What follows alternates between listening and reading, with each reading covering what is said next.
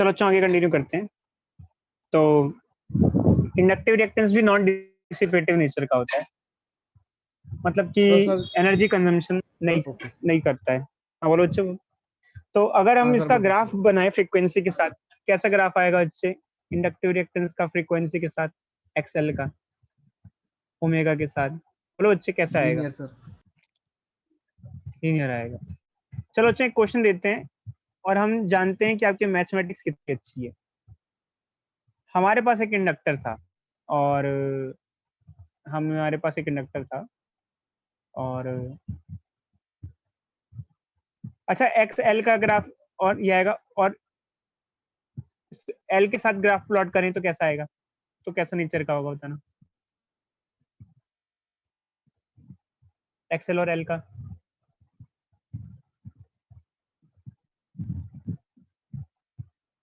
बोलो बच्चों बोलो। सर लीनियर ही होगा। वो भी लीनियर ही होगा, ठीक है। चलो अच्छा क्वेश्चन पूछते हैं। तो मान लो हमारे पास एक इंडक्टर है और एक सोर्स है इसी, और ये हमने ऑन कर दिया, ठीक है। और ये वेरिएबल इंडक्टर इंडक्टर है। अब ये एक आपने पहली बार देख रहे होगे, वेरिएबल रेजिस्टर तो देखा होगा, रियोस्टेट होता है। वेरिएबल कैपेसिटेंस, हमारे पास ऐसा हो सकता है बच्चे, एक ऐसा डिवाइस हो जैसे रियोस्टेट हो सकता है, पॉसिबल है। वैसे ऐसा डिवाइस भी हो सकता है जिसका इंडक्टेंस चेंज किया जा सके। ये समझे या नहीं समझे इस बात को अच्छे? बोलो भाई यस सर। बोलो। हमारे पास हर डिवाइस होते हैं, वेरिएबल रेजिस्टेंस वाले डिवाइस भी होते हैं, रियोस्टेट होते हैं। वेरिएबल कैपेसिटेंस वाले डिवाइस भी होते हैं, कैपेसिटेंस चेंज कर सकते हो, वो भी डिवाइस होते हैं। वेरिएबल इंडक्टेंस वाले डिवाइस भी होते हैं, वेरिएबल वोल्टेज सप्लाई वाले डिवाइस भी होते हैं। तो मान लो ये एक डिवाइस है, ठीक है। तो आप क्या कर रहे हो, इसका इंडक्टेंस चेंज कर रहे हो, एल चेंज कर रहे हो, ठीक है। तो आपके पास कुछ सेट ऑफ रिजल्ट्स हैं, ये एसी सोर्स है, इसमें तो आप छेड़ नहीं सकते, ये तो सरकार सप्लाई कर रही है जो है वो है। तो कुछ सेट ऑफ रिजल्ट्स हैं ये आपको देखने को मिले, जैसे कि जब आपका एक्सेल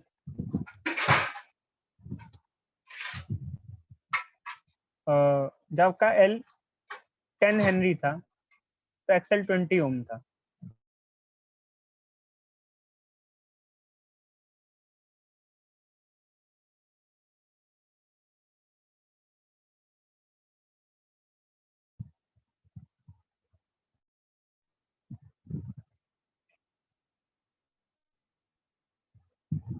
हेलो, यस सर देख रहे हैं।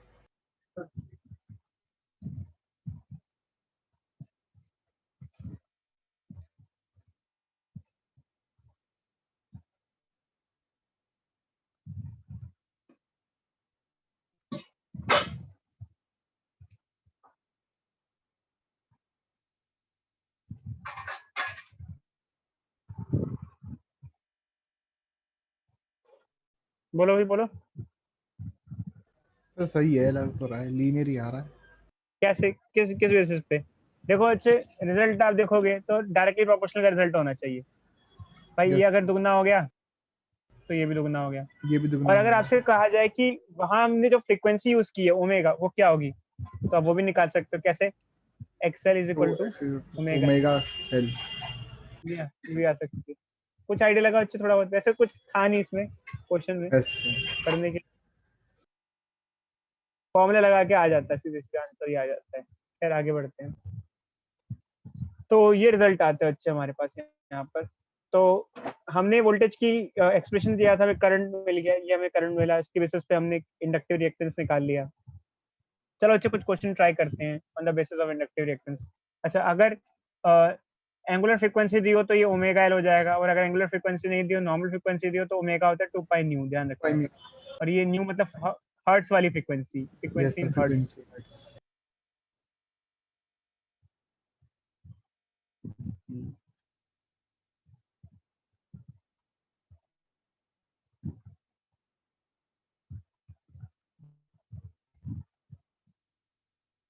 चलो अच्छा ये ट्राई करना, 7.5।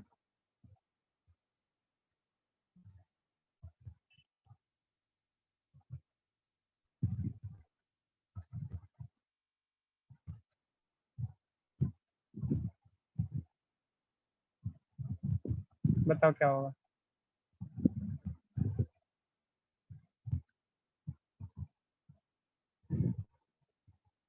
बोलो।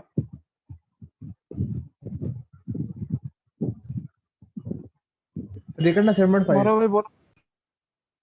7.5 एग्जाम्पल 7.5।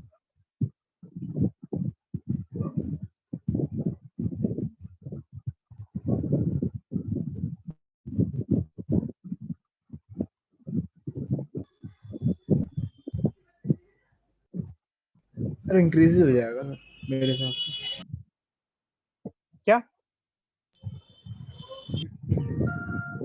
क्या होगा, किस बेसिस पे होगा? सर इंक्रीजेज होगा सर, और बेसिस सर किस बेसिस पे होगा? कैपेसिटर के अंदर कुछ भी अगर सॉफ्ट आयरन या फिर कुछ डालते हैं तो सर उसकी कैपेसिटेंस।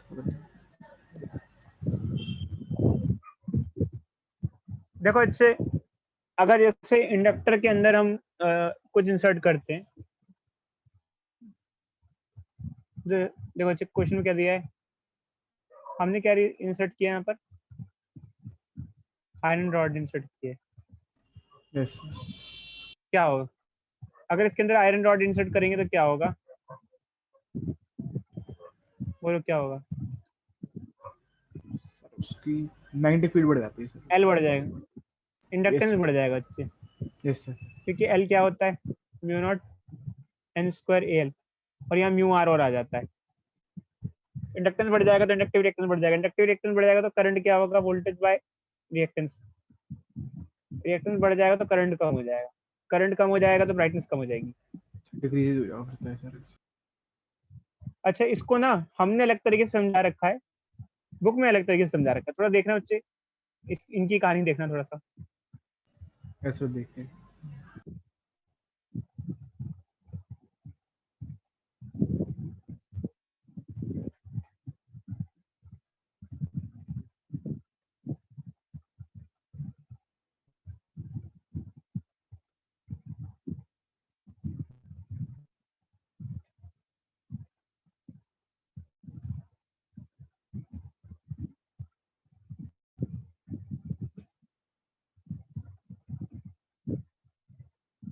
समझो बच्चों, ये कह मेरे रहे हैं को कि जी भी लिखा एक्चुअली क्या है। होगा, बताते हैं। अच्छे देखो एक्चुअली क्या है, बताते क्या है, मान लो हमारे पास जो सप्लाई है वो तो लिमिटेड है जितनी हम दे रहे हैं। अगर दोनों में से दो एलिमेंट है हमारे पास, कौन कौन सा, एक बल्ब है जो कि एक रेजिस्टिव एलिमेंट होता है, और एक इंडक्टर है। अगर इसका एल बढ़ जाएगा तो ये ज्यादा वोल्टेज कंज्यूम करेगा। जैसे क्या, क्यों करेगा? क्योंकि पोटेंशियल ड्रॉप क्या होता है, V is equal to I R होता है रजिस्टर के लिए, बट ये रजिस्टर तो है नहीं, इसके लिए क्या होगा, इसके लिए एक्स एल होगा, एक्स एल। अगर इसका एक्स एल क्या होता है, ओमेगा एल होता है। अगर एल इंक्रीज होगा तो एक्सएल बढ़ जाएगा, एक्सएल बढ़ जाएगा तो ज्यादा वोल्टेज कंज्यूम करेगा, ज्यादा वोल्टेज कंज्यूम करेगा तो बल्ब के पास कम वोल्टेज बचेगा, क्योंकि सप्लाई तो लिमिटेड है हमारी ना, ये सप्लाई तो उतनी है। अब ये ज्यादा वोल्टेज खाएगा, ज्यादा वोल्टेज ये खा जाएगा तो देखो सप्लाई को तो हम चेंज नहीं कर सकते ना, मान लो हमारे हाथ में नहीं है, तो दूसरे को कम हिस्सा मिलेगा। जैसे मान लो घर में खाना बनता है, कुछ रोटियां बूंदी, आपको भूख लग गई, मम्मी थोड़ा कम खाना खा के आपको खिला देगी, वो और नहीं पकाएगी, तो उन्होंने कम कर दिया, आपको दे दिया। सेम सिचुएशन यहाँ पर है, समझो बच्चे, समझ गया सर, समझ गया, समझो समझ बच्चों। गया। चलो आगे बढ़ते हैं। सप्लाई लिमिटेड थी, उसने कुछ वोल्टेज ड्रॉप कर ली तो उसके पास कम हो गया, फिर उसकी वजह से। चलो अच्छे,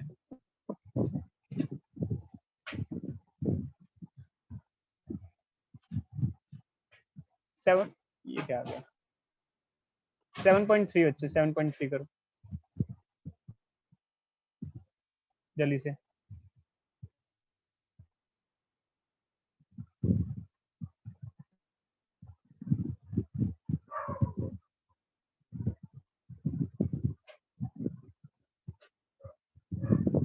करो।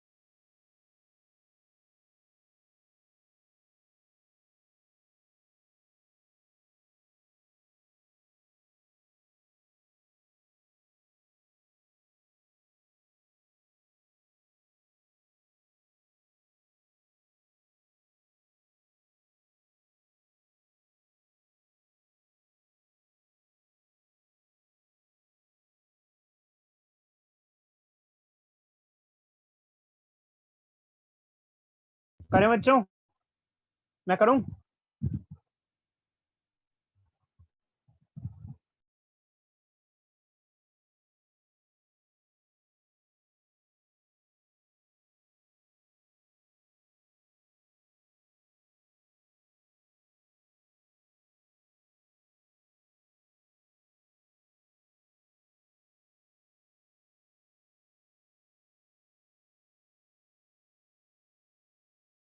मैं करूं?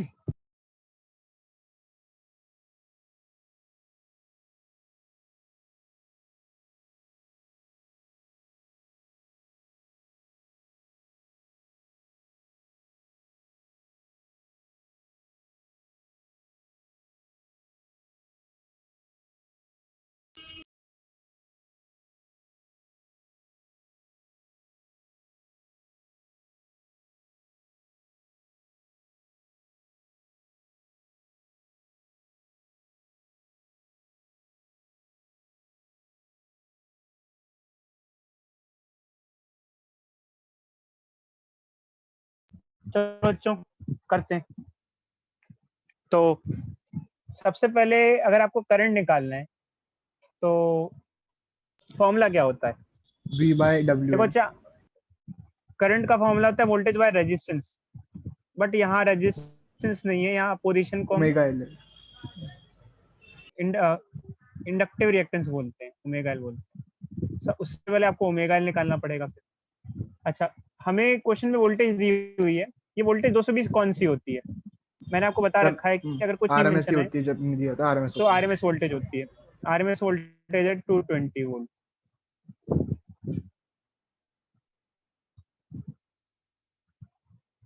220 वोल्ट, ठीक है। फ्रीक्वेंसी कितनी? 50 हर्ट्ज।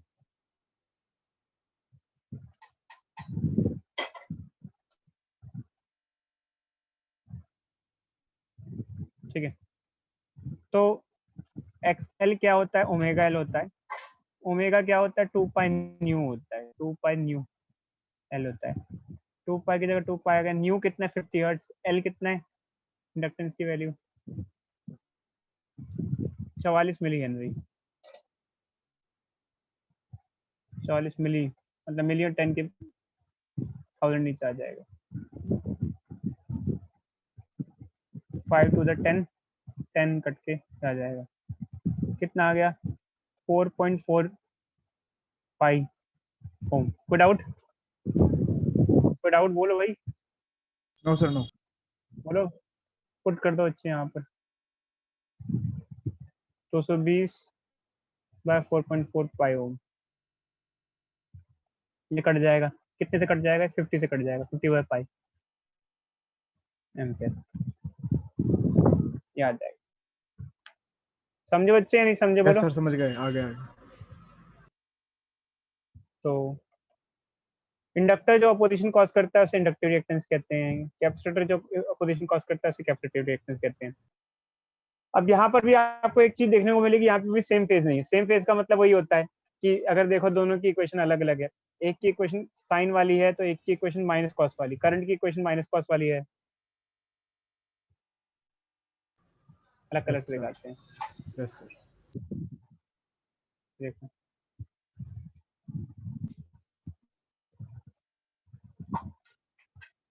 तो वोल्टेज की इक्वेशन हमारी क्या है देखा जाए तो? साइन वाली है और करंट की इक्वेशन माइनस कॉस वाली है। कैसे ग्राफ आएगा इनका बताओ? अगर एक ग्राफ को प्लॉट करेंगे तो इनको कैसा आएगा?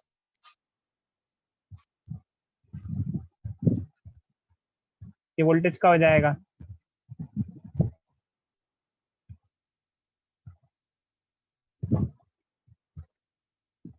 और ये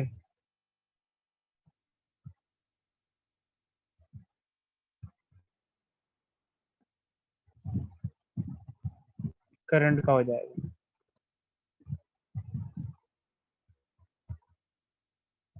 वैसे फेज वेज का ज्यादा चक्कर है नहीं, अच्छा बस बस थोड़ा सा देखना होता है कि अच्छा करंट को हमने ये लिख दिया, जैसे कि अगर करंट को साइन के फॉर्म में लिखना है तो ऐसे लिख सकते हैं।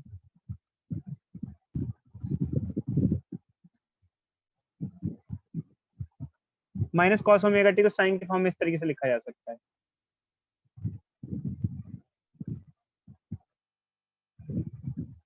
तो ये वोल्टेज की इक्वेशन आ गई और ये करंट की इक्वेशन आ गई। कोई डाउट बच्चों? बोलो भाई बोलो। No sir no. नो। बाकी एक चीज का ध्यान रखना